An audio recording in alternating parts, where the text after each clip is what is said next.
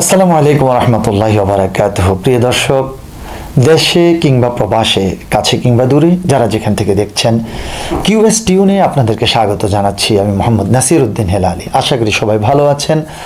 রব্বুল আলামিনের কাছে এই কামনাই করছি সবাই ভালো থাকুন।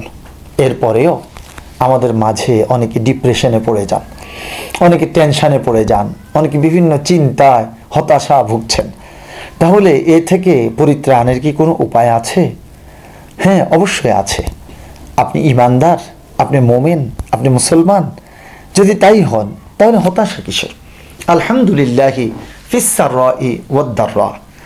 আমি সচ্ছল থাকি, অসচ্ছল থাকি, সুখে থাকি, দুঃখে থাকি, সব অবস্থায় তো আলহামদুলিল্লাহ।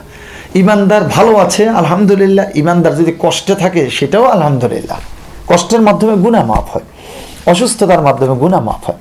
অতএব কোনো ইমানদার হতাশ হতে পারে না। এখন হতাশা থেকে বাঁচার উপায়, আসুন আমরা সেই উপায়টুকু জেনে নিচ্ছি। হতাশ হবেন না, টেনশান করবেন না, টেনশানে পড়ে যাবেন না।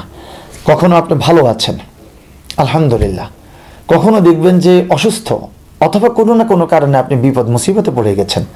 এটা আল্লাহ পাক পরীক্ষা করছেন। ওয়ালানাবলুয়ান্নাকুম বিশাইইম মিনাল খাউফি ওয়াল জু' ওয়া নাকসিম মিনাল আমওয়ালি ওয়াল আনফুসি ওয়াস সামারাত ওয়া বাশশিরিস সাবিরিন আল্লাযীনা ইযা আসাবাতহুম মুসিবা ক্বালু ইন্না লিল্লাহি ওয়া ইন্না ইলাইহি রাজিউন। ব্যাস, আমল করেন, কোনো হতাশা নেই, টেনশন নেই। তাহলে আমরা কি করে মুক্তি পাবো? রাসূল সাল্লাল্লাহু আলাইহি ওয়াসাল্লাম কি আমাদেরকে কোনো দোয়া শিখিয়েছেন?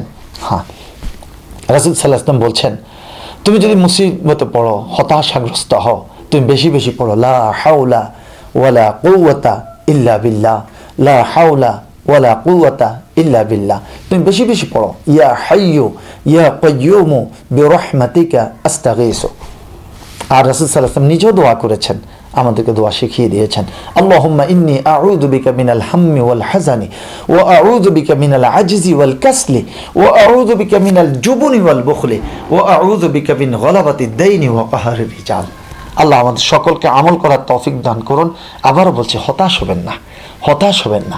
এইভাবে গুরুত্বপূর্ণ জীবন ঘনিষ্ঠ কন্টেন্ট আপনারা যদি দেখতে চান, আলোচনা যদি পেতে চান, আমাদের কিউএস টিউনের সাথেই থাকুন। পরবর্তী পর্ব দেখার আমন্ত্রণ জানিয়ে আজকের মতো বিদায় নিচ্ছি। আসসালামু আলাইকুম ওয়া রাহমাতুল্লাহি ওয়া বারাকাতুহু।